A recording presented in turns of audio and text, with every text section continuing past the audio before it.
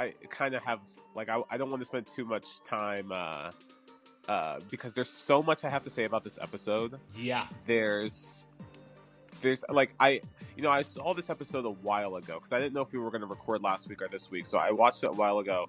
And just reviewing my notes, I'm getting just so mad reading my notes again, remembering this episode. I don't know. I'm just really excited to talk to you about it. Yeah, no. I just watched it, and it was upsetting. Yes, it's upsetting, but it's also conflicting. I feel like it has mixed messages. It's all over the place message. Yeah, and I think it's like it's more of what we've been talking about, which is that they're finding their voice and they're trying to figure out what they want to say. But like their treatment of women just does not improve at all. No, and I just this Ingrid character is just really man. All like it's so much. It doesn't improve so much that like I'm actually a little concerned with how we treat women in the future. Like there a very big part of me was like, oh, we'll get there eventually. But like with each episode, I'm like, do we ever learn how to write women? I'm kind of scared. Yeah.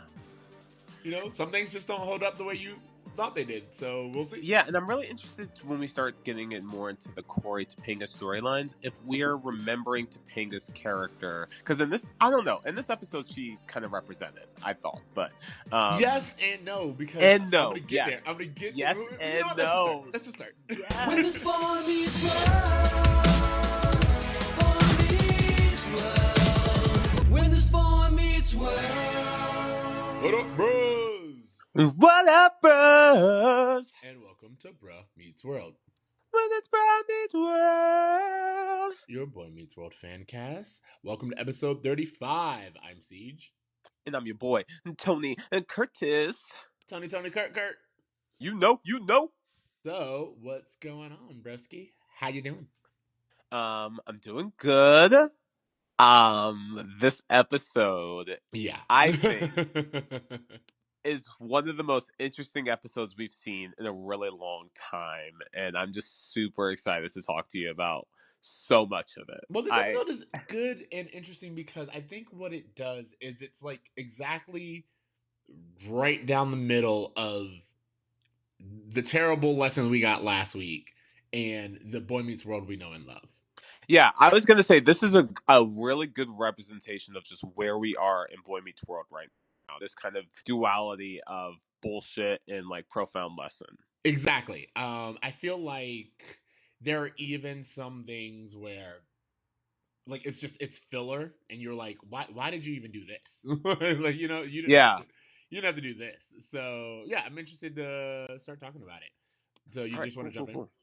Yeah, let's do it. All right, let's do this. Let's start with our Tell Me About It. Tell me about. Oh, did you want to do the harmony? Wait.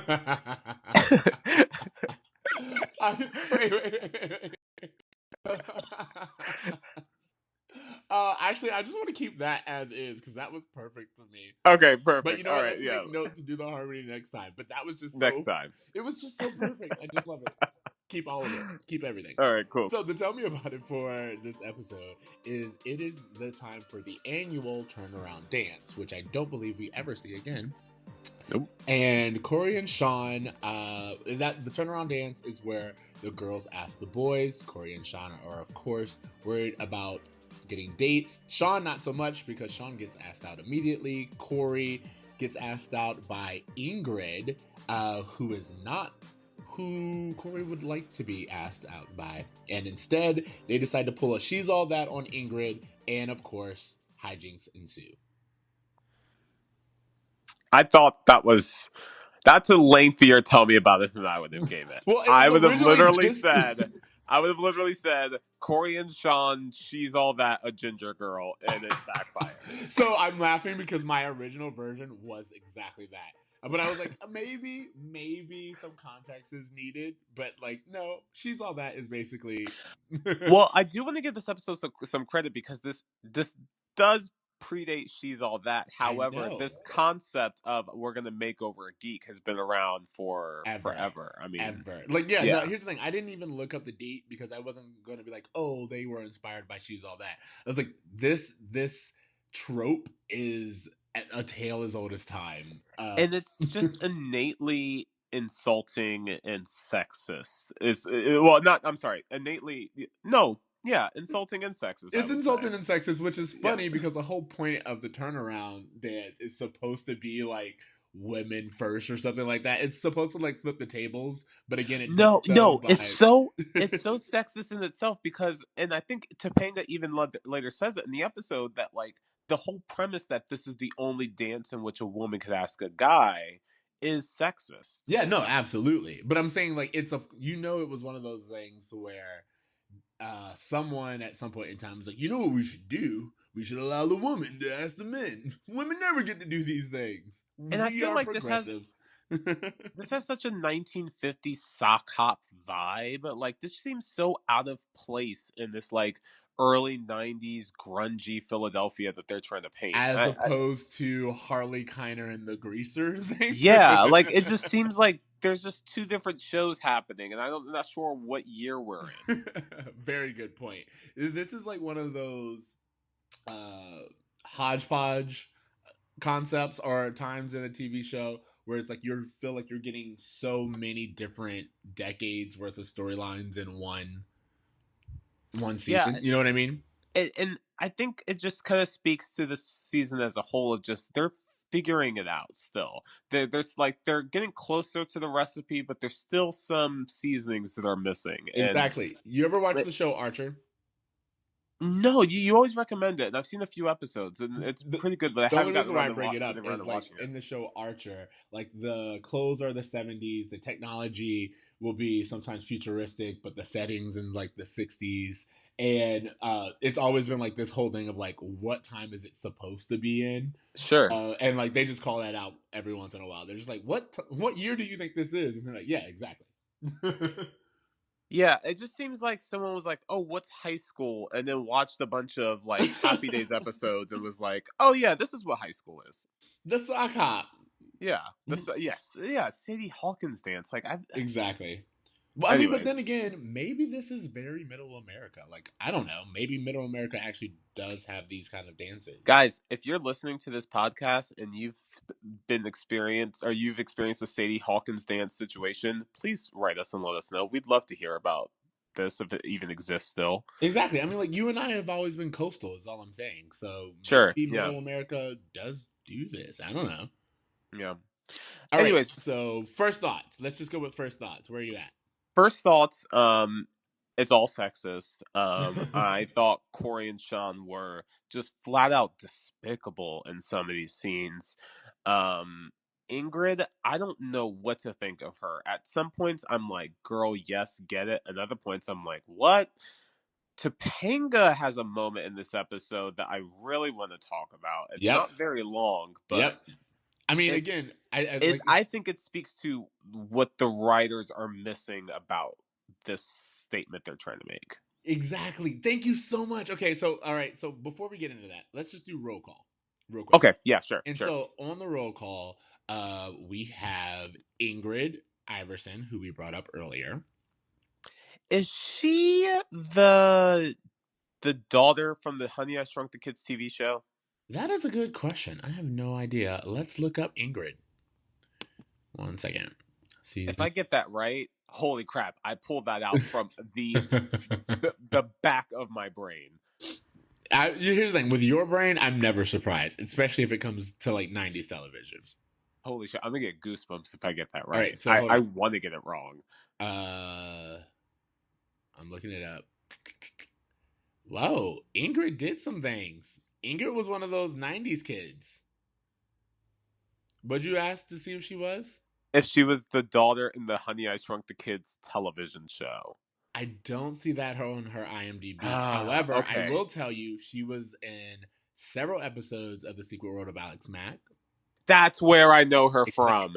That's it. She was the ginger friend on Alex Mack.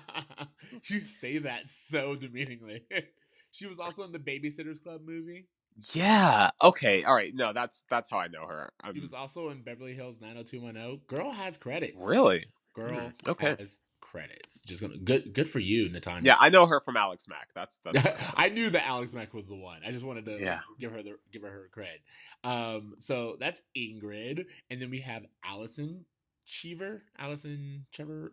We have Allison. Oh, the pretty popular girl. Yeah, the pretty popular girl that Corey wished was the one, or fantasized was the one that asked him out, who eventually does ask him out. And then we have Becky Schultz, which is she's the number 3 popular girl in the school. Yeah, we don't see much of her. Yeah, no, we really don't. But the way that they use her, I also wanted to talk about because she's just kind of used. She's used as a Topanga surrogate. I feel. You know what? I thought that like the whole like she's the third most popular. Like, who the fuck is doing this ranking system? That like Corey Corey and constantly Sean seems all the like time. there's these arbitrary rules to high school that just don't exist, and I just don't remember putting those kind of limitations or those kind of restrictions on things in high school. Do you remember doing this? So no, I don't. However, all I'm going to say is I recently ran into someone we used to go to school with, and I am learning more and more of what different social circles look like when you're not in that social circle. Does that make sense? Sure, sure. And what I mean by that is like I literally was talking to our other friend who is in town that I told you about. Yeah. When she came to visit, we were talking about my run in with the other person. And so she had one perception of this person. I had a completely different perception. That person had a different perception for the both of us. And I was like, oh, it's really interesting to just see how these things, like how people interpret 1 year of high school. Sure. Yeah. So I like here's the thing. I feel that it may not be something that you and I did, but that's because you and I were like preoccupied with other things. But I could Sure. totally see Corey. Like this is definitely true to Corey, if you ask me. Yeah. Yeah. I am happy that we saw Topanga again. I'm also we see what's her face? Jonathan's booty. Kat, Miss Tompkins. Miss Tompkins, we see her again. So lots of females in this episode. Like, Yes. I don't hate that. However, the way they're written is problematic. The Bechdel test.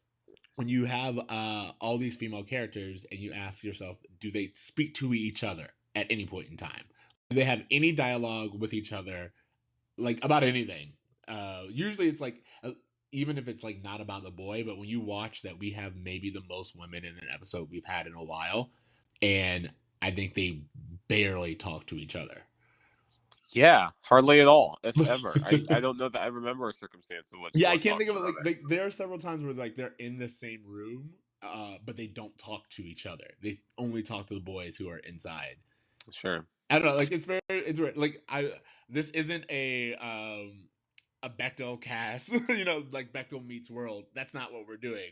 But it's funny to me that now that I can see it, you're just like, yeah, it's kind of a problem. Yeah, totally, totally. Okay, so I wanted to ask you about something. Go for it. Eric is talking to Corey about this dance, about how Eric. Yeah, he has this whole theory about positioning. Look, a turnaround dance tells you where you stand. I mean, the type of girl that asks you tells you who you are.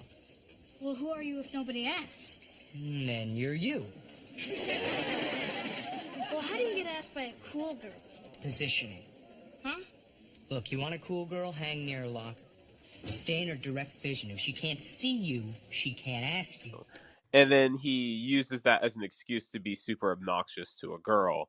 Basically harasses her. He literally like grabs onto her and won't let go. Do you think there's any truth in this? If she can't see you, she can't ask you. Out of sight, out of mind.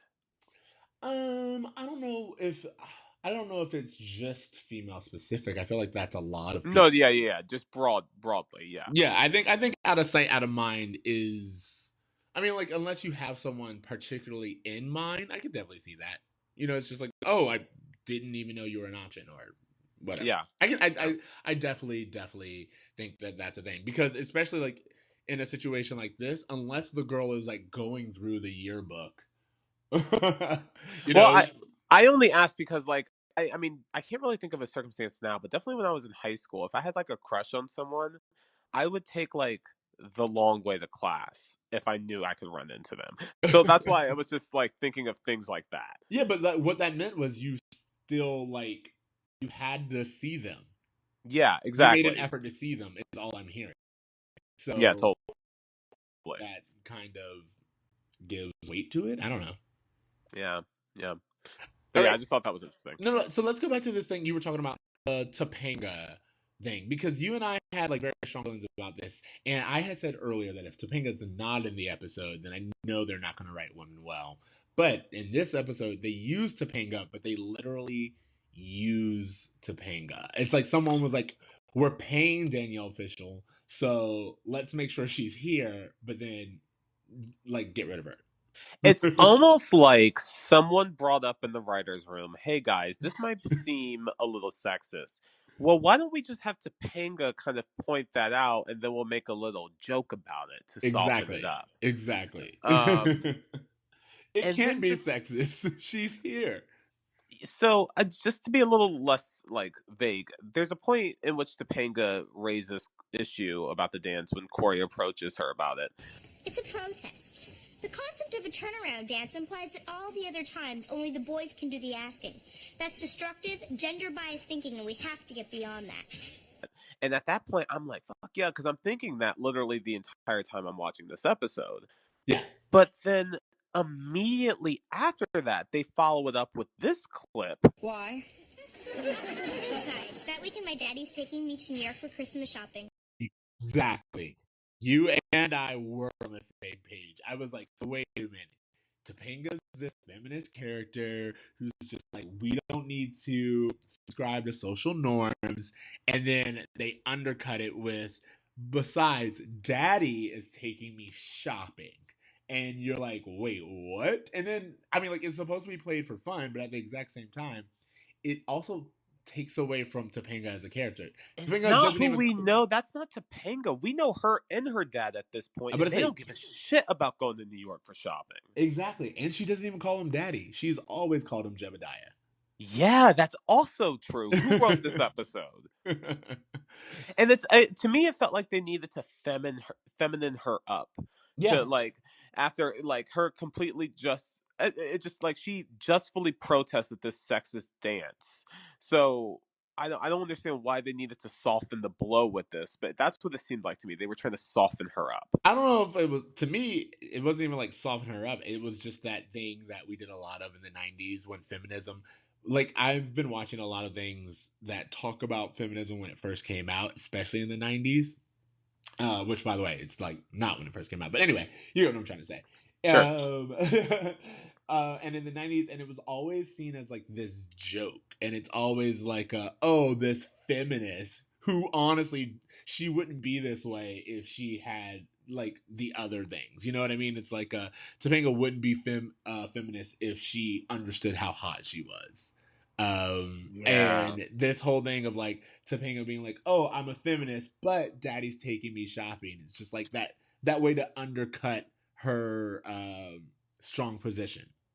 Well, to your point about like, um, you know, she would be less of a feminist if she understood how hot she was. If you apply that to this Ingrid character who shows up right after this whole interaction with Topanga, and let me just say, the gingiest ginger who has ever gingered.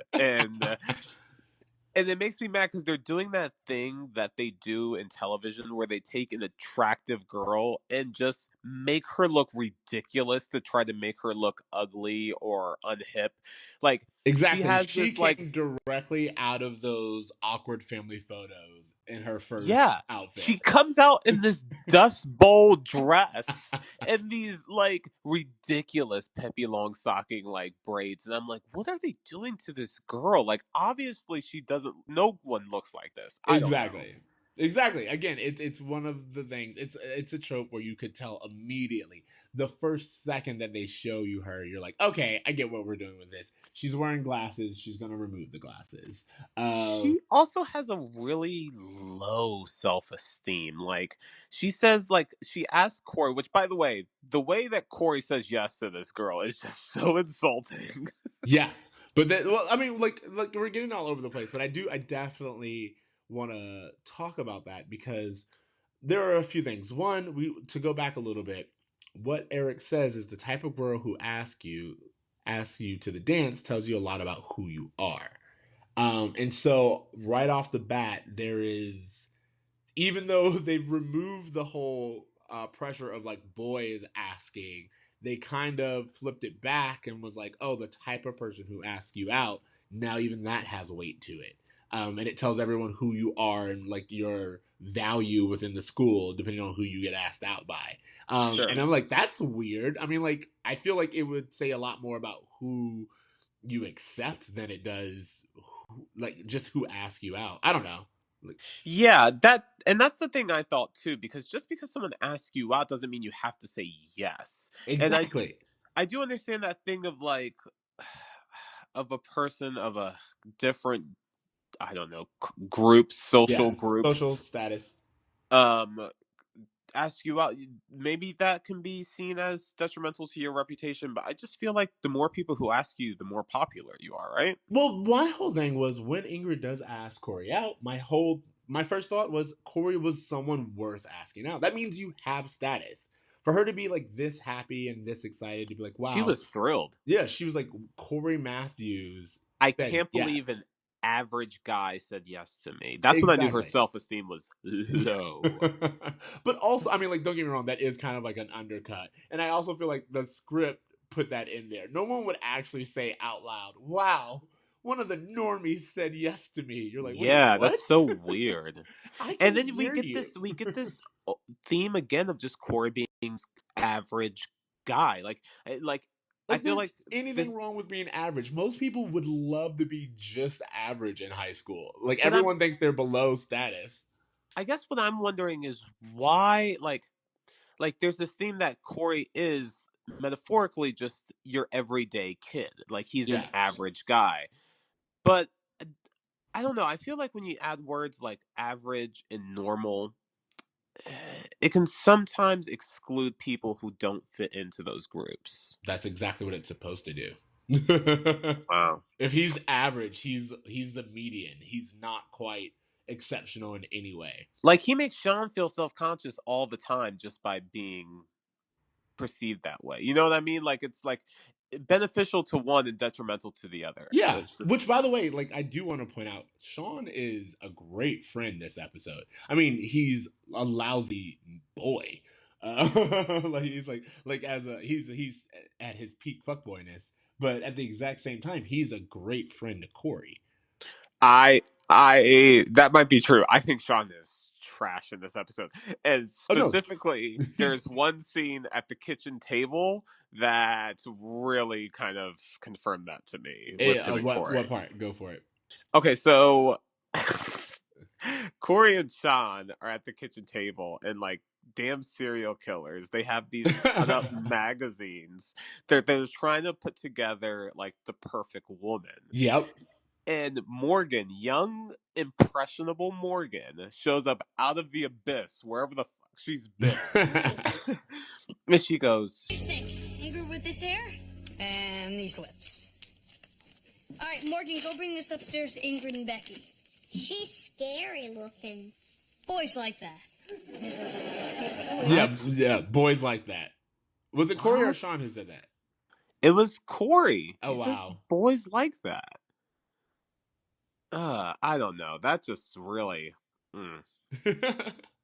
What do you say? What do you say? What do you say about something like that? No. So it's really funny.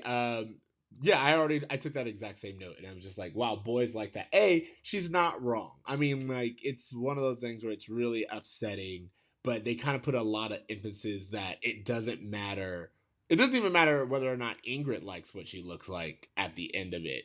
This is what boys like. This is the purpose of it, and we're gonna make her into someone that other boys want for the sake of Cory, despite what she wants. Like, there's What no discussion to what her. drove me crazy is that Ingrid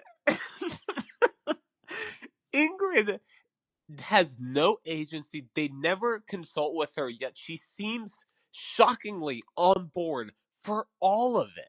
Oh yeah, She of is course. so on. At one, they're like talking about her right in front of her as if she's not even there. About how they have to come up with a scheme to make her cool, and I'm like, how? Why is she even like listening to this? So what's really interesting to me, and I have a theory about that, but what's interesting to me is that it's not just the fact that Ingrid, like, Ingrid being hot isn't enough. Like, which, like, how terrible is that? Where Ingrid comes down the stairs and both Becky and Cory are like, "Wow, you look great," and Sean's like, "Nope, it's not enough." He's like, "What?" He's like, "She needs something else." I mean, like, yeah, she's hot, but like, what does that give you?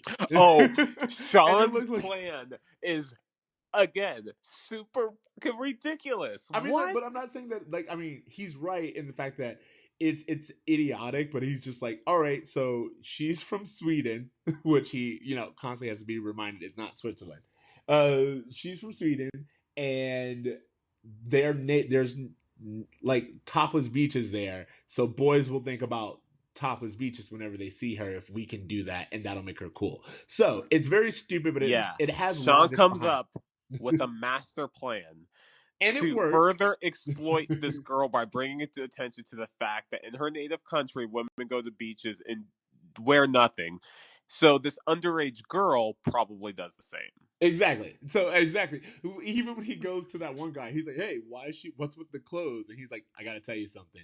Under those clothes, she's naked." And Totally you're naked. like, "Okay, terrible, absolutely terrible." But what I want to get back to is the fact that, again, Ingrid, it's not enough that she looks hot in itself. It's just like a lot of the times people think that, like, oh, if I could just look a certain way or do certain things, then No, it's not enough that she looks hot. There also has to be this rumor that she's sexually expressive. Like exactly. And it's that's what I was gonna what? say. It's like, wow, even being hot isn't enough. Like, for guys, you have to have something else, You something have to be hot unattainable and promiscuous. and That's unattainable it. in some way. Yeah, absolutely. So, but What? like, but my theory with Ingrid is that they kind of say it explicitly. I don't think it's a positive thing, but the idea that Ingrid wants to be popular. Like, Cory's like, I'm not with it. I think this is a stupid plan. And Ingrid's like, look, I wanted to be popular. Shut up. And I think that that's kind of her motivation with it. Is she understands that they are elevating her social status. Yeah, totally. No, I do think part of her wants to be popular, and I think like that whole She an explicitly average says it. an average guy ask me out thing is supporting this whole low self esteem idea, but at the same time, and I know we're kind of jumping all over the episode. It's Forgive fine. me. Whatever. Um, there seems to be a point at this dance that they end up going to where her and Cory have this learning moment of like, wow, I can't believe we pretended to be something that we weren't, screw trying to be popular, whatever. If we had just gone to the dance ourselves, we would have had a good time. And it just seemed like they had this aha moment. But then a hot popular guy, comes up to Ingrid and is like, hey, you want to dance? And Corey's like, what? And she's like, scam loser. I'm about to blow this popular guy. Like, why? Where is he message wise? Again, I think comparing this episode to all previous episodes of this season, we know that they don't really write women well, and women are almost always seen as like bitches, basically. Like, they're always bitchy, or they're scheming, or that's like how all the girls who are Cory's peers are seen outside of Topanga. Like, that's just like their habit. So it's not a surprise to me that they wrote Ingrid to be someone who, um, once she got social status, that's just all that she was about. And to be fair, Cory was the only one who was trying to rationalize their thing. Cory's the one who's like, hey, I'm sorry, I did this for my personal gain. And she was like, yeah, I knew that, which is why I didn't feel bad for blowing you off, which I admired, by the way. I wrote down that I actually really applauds the fact that she did just straight up tell Cory, hey, you know what? I have a better option. I'm going to go out and I'm going this way. And she did so because she understood that she was being used anyway. So she Yeah. took that. And I was like, you know what? That doesn't make her like the ideal date, but you know, like a great role model, but it does give her agency. And I'm here for that. Sure. Yeah. I mean, I did feel at all times that she was kind of going with her choice, which was fine, Yes. I guess. Yeah, exactly. And again, so my whole thing is we've seen these guys be terrible and it's just kind of like played for a joke. So I don't mind the fact that she's kind of a player in this episode as like a character. If this was a real person, of course, I would think she's Sure. terrible. But like as a character, I'm like, you know what, girl? They were using you. You have like new You get autonomy. yours. Yeah, you Yeah. get yours. Because Sure. guess what? Sure. They're not going to be thinking about you next week anyway. Exactly. Exactly. Okay, so hold on a second. I want to go back to one point you made about, and I know we've talked about this a lot, saying that they don't write women well, and this this is why I feel like, and I know I'm gonna get so much heat for this, and I'll put a quarter in the jar, whatever it is. This is why I get so much flack when I say that I really think that Cory and Lauren should have gave it a shot, because Topanga's the only girl they've ever wrote that's a worthwhile human being. Of course we think they should be together. Of course. All these other characters are awful women. Why would we want them to end up with Cory? And then this other girl, the one time Cory meets a girl who isn't a monster, he's like, oh, maybe I do like someone else. And I'm like, yeah, Cory, maybe you damn do. You know what? And I think that is totally worth exploring, especially when we get to the Lauren episode. But I think you're right. I think the fact that so far, and I know we do get like another nice girl down the line, but even that she's played for like, oh my god, she's possessive, she's too nice. You know, it's just like we don't get to really explore women, and I'm looking forward to like when Angela and Rachel join the cast to see how their episodes play out because we just don't write female side characters well right now. Every side character that's not Topanga is a bitch, and I don't. well, it seems that any character that they don't want to make a central love interest is a bitch. Yeah. Angela was brought on to be Sean's girlfriend. Rachel was brought on to be a love triangle with Eric and Matt Lawrence. So, like, again, they're there and they're developed characters, but they're developed so they can be the women who stand behind the men. Yeah, but I feel like they're a little bit more flawed, or you know, like they're a little bit more realized. I mean, and maybe again I could be misremembering, but I just feel like they're more characters. They're not perfect, whereas Topanga is just painted as perfect. Yeah. Does that make Yeah. sense? We just have to keep our eyes open about this, just because, man, I'm really, honestly, getting disappointed with this show, with the representation of Exactly. women. And it's one of those things where it's the whole point of this was to revisit it, and we started off really excited, and I think revisiting this series, especially with this podcast, has been interesting because you're like, yeah, I did like it, but maybe I got the lessons I was supposed to get at that time, but rewatching it, you're like, not all these lessons are really clear. Like I see what you were going for, but you're not really telling it in the way that was timeless, like I thought it was.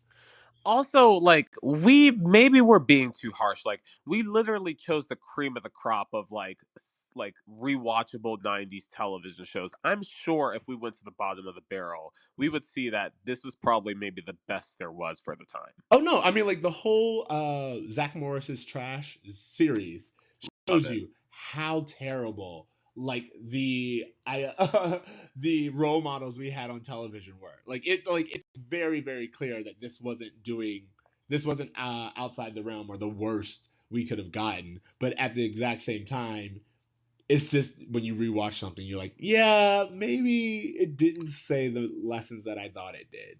Yeah, maybe I don't want my kids watching this. Exactly. So I mean, like we'll see. We'll definitely see. Anyway, So something else I wanted to bring up, and this is just kind of a side thing. At one point, we're in Mr. Turner's class, and they're discussing Pygmalion, and I just started thinking, like, when does Turner get a chance to go through all these damn classic literary works? Like, he must be touching on them like a day at a time. Like, there's no way they're reading the entire Odyssey, 3 Shakespeare plays, and then, oh, by the way, it's Christmas time, and now we're on Pygmalion? Yeah, I What? was thinking that too. It's just like they must be either doing the Cliff Notes version or like, showing the movie in class and then like let's talk about it, because you're right. There's just no way you go through this entire thing as a class. Or again, maybe our education system in Florida just wasn't up to par. Maybe this is what they're doing in Philly. I don't know. I feel like it was one of those English books that just had like little clipping, like snippets of each classic book, and they just kind of discuss the importance of That them. is true. It could just be a textbook where it's like, oh, this is like a chapter of Pygmalion. So you get the core concept. I think that's totally what it was. That's what we're doing. That's my idea going forward. There's just this textbook uh, that has So, like excerpts. also, Turner, we found, can really up his Guido anytime he Oh my wants. god! Of course. So now's the time for Turned On by Turner. And I Turned on by Turner. I like it.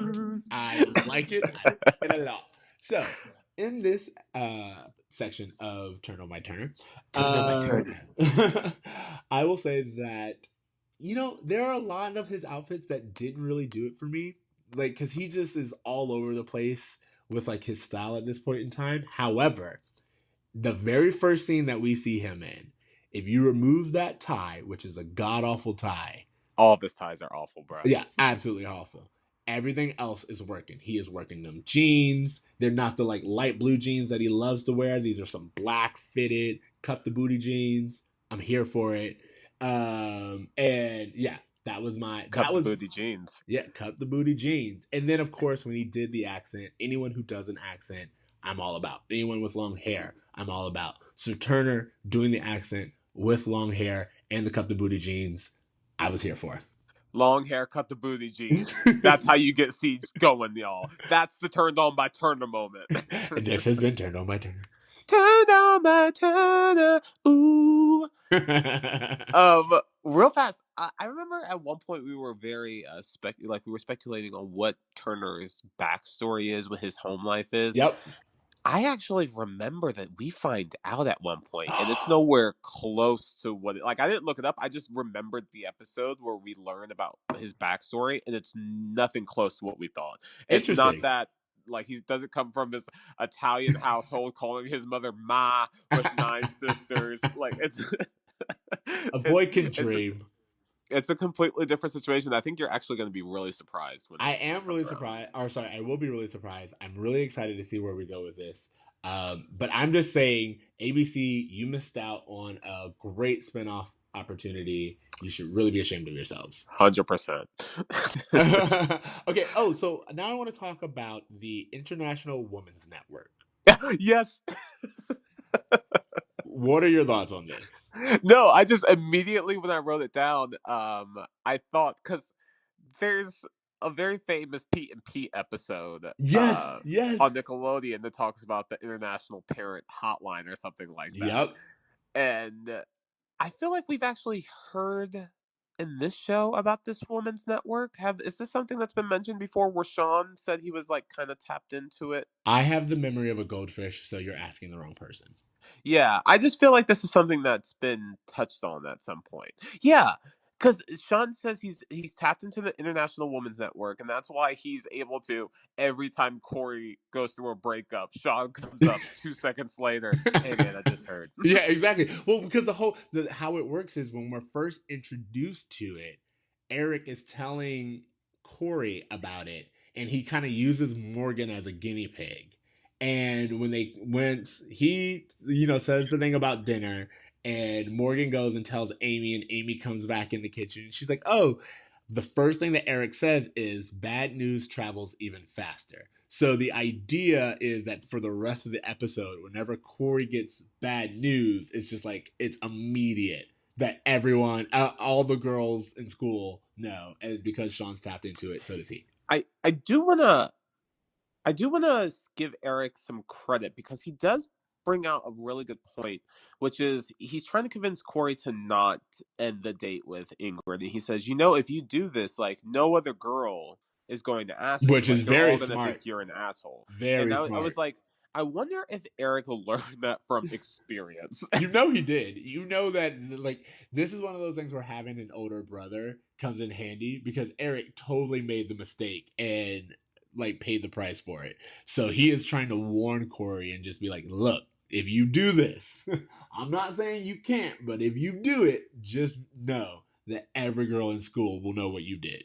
Yeah, I mean, everyone's going to understand that he's an asshole, which he is. Yeah. Because the only reason he said yes was because he was imagining saying yes to someone else. Exactly. Well, not only that, but, like, I feel that Cory, of course, is awful in this episode, but, like, one of the things that really bothered me is even when Becky asked him out, but no, it's not Becky.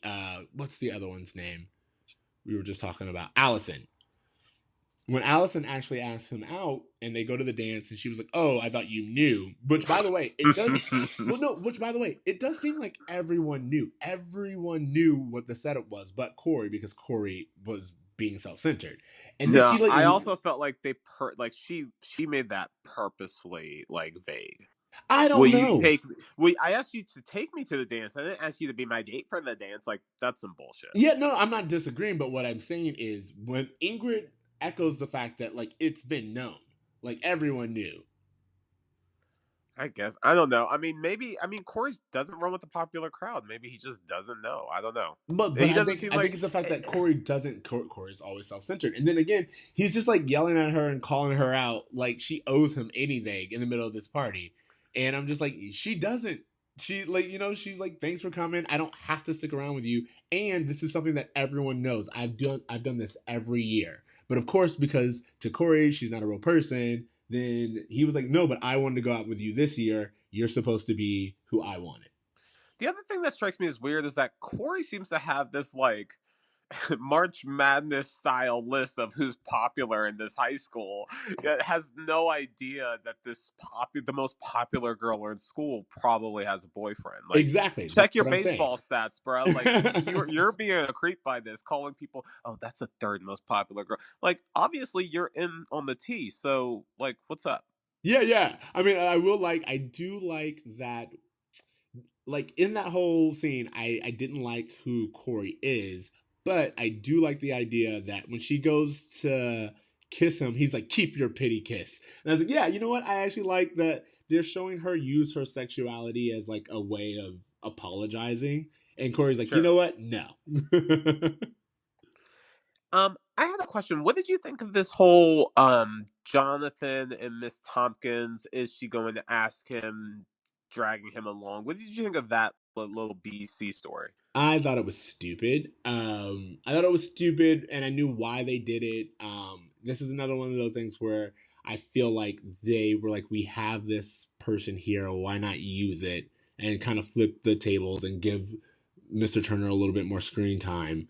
But ultimately, we knew that there was, like, literally, here's the thing, if there was another female teacher at all, maybe there would have been some stakes in this. You know what I mean? I'll tell you, I don't think they have any chemistry. I don't like them at all. I feel like Miss Tompkins is boring. I don't feel like she's ever had a storyline with Jonathan that I thought was interesting.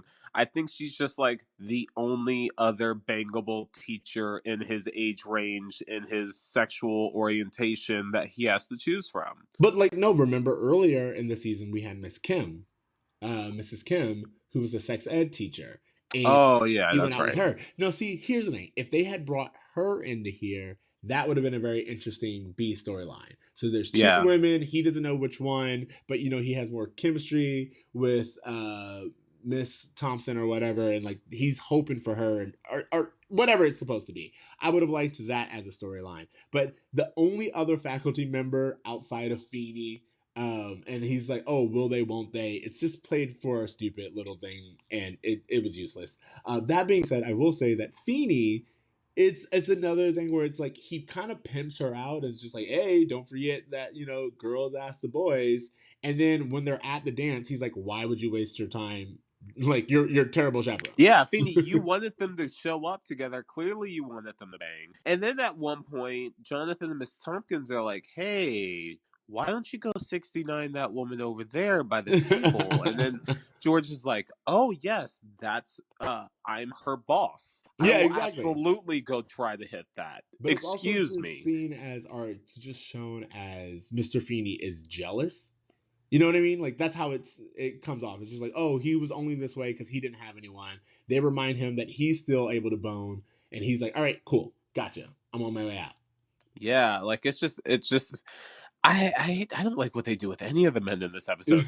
Um, hey, one thing I wanted to point out: did you notice that when they're at the school dance, there's drinking out of those same like red Pizza Hut buffet cups that they have at Chubby's? No, I didn't notice that. Oh God, I Yeah, it do was just love one of those those. little Yeah, things do I you saw. remember those? The Yeah. Pizza Hut parties.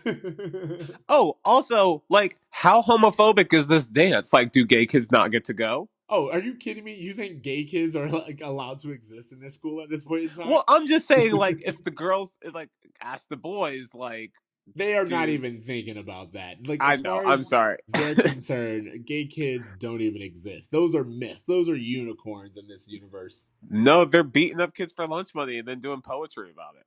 You know what? Maybe all the gay kids are like in the lockers, stuffed in the lockers together, and that's Yep, their one on the one. metaphoric closets. Nice, I like it. There are only Yo, two more things I want to point out real quick.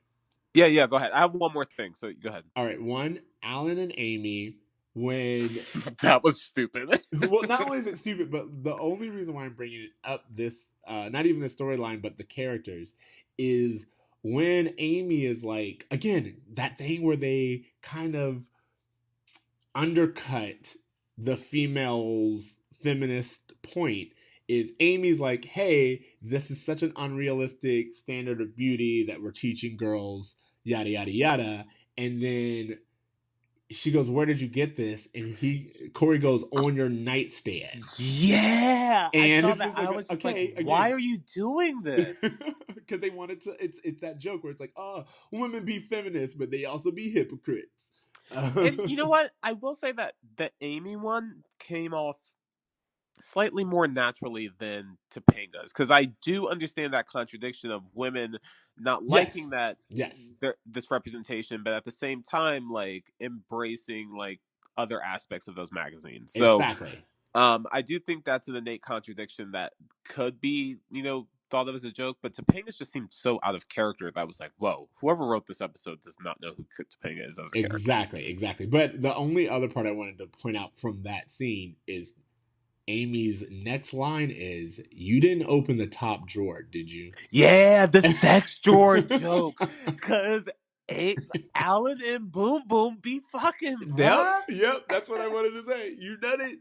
They constantly remind us that Amy and Evelyn, Why if they add don't that have anything joke else in their in? marriage, they have a healthy sex life. Why add that joke in at all? Who is this show for? Exactly. So, I mean, like, and what's that joke for? Like, is it supposed to be so parents who are watching can like switch it up? They're like, oh yeah, we got some stuff in our top drawer. Yeah, we got a drawer too. I think it's really funny that the boys are about to go to the dance and like Alan and Amy are shooing them off. Yeah. And then Alan from behind the couch pulls off this comically large tray of like grapes and candles and shit. Yeah. And I'm like, Eric and Cory just walked down the stairs. Did they not see this, like these candles and grapes on the damn floor? Nope. Out of sight, out of mind. But I will say what's funny Positioning. to me. Yeah, positioning. What's funny to me is, what I wanted to ask you is, what do you think is in Alan and Amy's sex drawer? I think that there is some light bondage stuff. Oh. I don't think there's any like phallic shaped anything like dildos or vibrators. I don't really see any of that. I see like handcuffs. I see like blindfolds. I see like maybe a feather. Something classy. For something who, you would though? have got for like $40 at the Spencer Gifts in 1997. Like, for who though? Like, do you think that like Amy's handcuffing Alan? I think that, and I think it's a very playful, very TGIF, like cops and robbers type of sex play. Good for them. Healthy lifestyles. Health, yeah, whatever. They're still getting it. You Yeah, good know, for them. they have 3 kids. Yeah, They figured it out. exactly. All right, what was that Why? one you wanted to bring up? Yeah, why was this a Christmas episode? Just because of timing, just because of release date. That's it. What a damn waste of a Christmas episode. Yeah, there's really no reason to even. There's like no reason at all. Why not save the story for like next week? Like why? I just feel like it was a waste. No, you're right. There's no reason for Christmas imagery. Like even the dance isn't a holiday party. You know, it's not even Yeah. like the winter solstice or anything like that. They're just. But the episode did end the same way that last season's Christmas episode ended. And to my theory, all the Christmas episodes end with like a posed picture that has like a season's greeting, You're something right. or another. You're right. It does. I forgot about that. Yeah. That's interesting. But I also kind of liked the ending. It was a little. Yeah, the end of the episode is basically like Shawn got dumped, Cory got dumped, Eric got dumped. Shawn didn't get dumped. Shawn made that very clear. His date just disappeared. Yeah.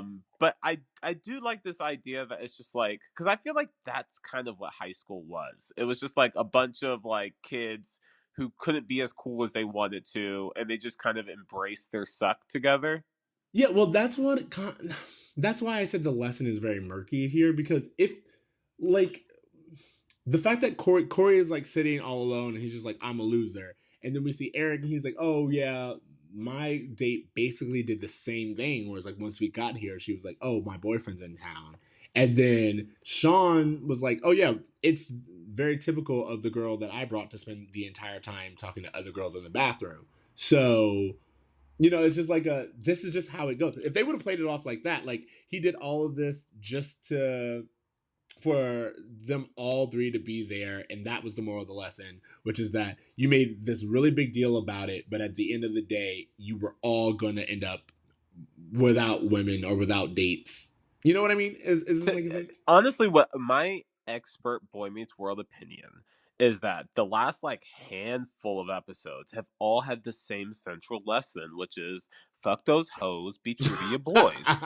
Like that's honestly what it seems like. Like the end of this episode, fuck those hoes, be true to your boys. When they did the thing where they swapped the girls, the chicken and the meatloaf. Yeah. Like it's the same thing. Like all of this is just like you can treat women badly, they'll get mad at you, but screw them. Who cares? You got your homie. Yep, pretty much. What is this show? Bros before hoes. I expected more from you, Boy Meets World. You're letting me down. Bros before ho-ho-hos. Oh, bros before ho-ho-hos. You know what? All right. No, again, a perfect way to end it. I think that's it. I think we did it. I think we did it perfectly. Oh, perfect. Anything else you want to say? No, I think we covered it. This episode was all over the place, but I think you guys, if you watch the episode, you can understand why we had a hard time covering like all of this bananas cuckoo craziness. I just don't even know what to do with it at all. Okay, so how about your lesson? Do you have any lesson? Do you think? I said it once and I'll say it again. Fuck those hoes, be true to your boys. Bros before ho-ho-hos is Bros the lesson. before Like, ho-ho. I honestly don't know what else the lesson is. I think Like, be more attractive to be cool, because that seems to work. That's what I was gonna say. I was like, even though I think the lesson is kind of murky, one of the bruh moments that I was like, oh, that's really interesting is when Mr. Turner's like, Come on, how you speak, how you walk affects how you're gonna do in life. You guys believe that? Well, a little bit. and I thought that was a really good snippet, and of course they use it to do the She's All That with Ingrid, but I think that's something that everyone in high school knows, and it would have been a little bit better to explore that whole theme. I wish that they could explore that and at the same time try to understand the balance between that and, hey, if you make a nerdy girl hot, she'll get popular. Because there is still nothing that tells me that if I'm unattractive, if I become attractive, I'll instantly be popular. Like, that message still seems very clear. So I just wish that there was like a, yeah, how you present yourself matters, but how you look doesn't matter, if that makes sense. Yeah, I think I'm. I just don't know. I Makes don't sense know to how me. to make amends of that contradiction of present yourself well, but at the same time, like, looks matter, but it's not all that matters. I Yeah, guess and is again, like I think even if you want to go with that, they don't even do that because the show never really comments on Ingrid's personality change. You know, they don't necessarily judge it within the show. It's supposed to be seen as like, oh, she's flighty and of course a social climber, but it's not like no one in the show is like, how dare that girl? You know what I mean? yeah. So yeah, but that was like a bra moment for me where I was like, that's kind of good, and I wish they had explored it. That's a good line that I wish had more depth. Yeah. Word. All right, grades. What grade are you giving it? You know what? I think it failed in a lot of the messaging that was trying to give across, but I thought it was a, like, subjectively, like, it's an interesting episode. It's an I agree. entertaining episode, I agree. and because of that, I'm gonna give it like a B plus. Ooh, I'm gonna give it a C plus. Okay. And I'm gonna give it a C plus for everything that you just said, but I feel that there's just so much extra that's not necessary. Like the storyline with Mr. Turner and Miss Thompson, like that's not really well done. The little scene with Alan and Amy, although cute, especially the idea that like Eric encourages them to still have whatever they can for the rest of their evening. It's just like it doesn't really tie in any way. So I Why are you like making it. all these? You're making these true points, bro, and you're right. You're so right. Like, I'm romanticizing the show. That was my favorite growing up, but you're right. It's problematic as fuck, and I need to let go and give this the C that it deserves. I'm not going to go C minus, but it's a C, Yeah. and it's. I mean, separate from like the writing and the acting, like that's one thing. But I feel like just to be true to the podcast, like I have to take into account how Yeah. it ages. Like I just have to. So I don't know. Okay, so we have that. How about homework? Are you ready for homework? Yes. So my homework for this week is I've become a real big fan of Jada Pinkett Smith's Red Table Talks. I just Lego. think they're really interesting. I think um, it's really interesting to see adults having conversations about feelings and how they're approaching social problems and political problems, and not in a way that's yelling or trying to get their point across or undermining anyone else at the table. It's just like just adults talking and listening to each other, and I think it's just so refreshing to see just honest, true conversation. And what's interesting is that Jay Smith is doing it with Willow, who's her daughter, and her mother. And I think generationally, just to hear three different black women from three different generations talk about their perception of the world is really fascinating to me. So, yeah, I'd highly recommend it. All right, that's great. My homework is kind of a repeat. I had mentioned BoJack Horseman previously, and I talked about how it like helped with my depression and all this other stuff. But this season, the latest season just came out, season 5, and the entire season arc is about feminism and how it's being co-opted by like Hollywood and kind of diluted, and how well-intentioned men somehow still have effect, and like they never really pay the consequences that the women do even when they are harmed. So it's a really really great company piece to this episode where it's like we were just talking, we're two guys talking about women's issues and all this other stuff, and I think it's really great to just kind of explore what that's like from a female perspective, because one of the things that 100%. this show does, or that BoJack does this season, which I loved, is they one of the characters realizes that if she writes all of these think pieces and has the male character BoJack say them, then people will listen. And he says something along the lines of, "That's the problem with feminism. Men weren't doing it before, and now that they are, people listen." And Yeah. it's a terrible joke, but it's kind of like a reality. And I just think, basically, going back to what you were even saying with the Red Table Talks, giving that voice back to the women And even with like all of the, like me recommending the Bechdel cast and all this other stuff, it's like seeing their perception of it is way better than us just talking about it. But 100%. it's also really great. Well, I for also men want to to, say yeah. too that like I want to say we didn't start this podcast to be like this feminist podcast. It's Not at just all. ended up that there's just a lot of sexist issues in this particular show so far. So we're like naturally kind of like standing up for the women's perspective on it. If it were race, if it were sexuality, which again we've tried to point out those as equally as we've seen them, it's just we're seeing this so much more, and that's what's disappointing.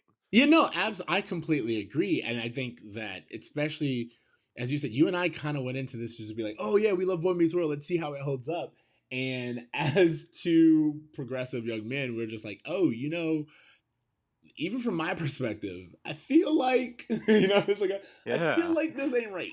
This ain't cool. But I just think that this season really, really does. What it does, again, if you want to edit this however you want to, but I just think it's really interesting, is it also asks the question, just because we call out a problematic character, does that normalize it, or does it actually make things better?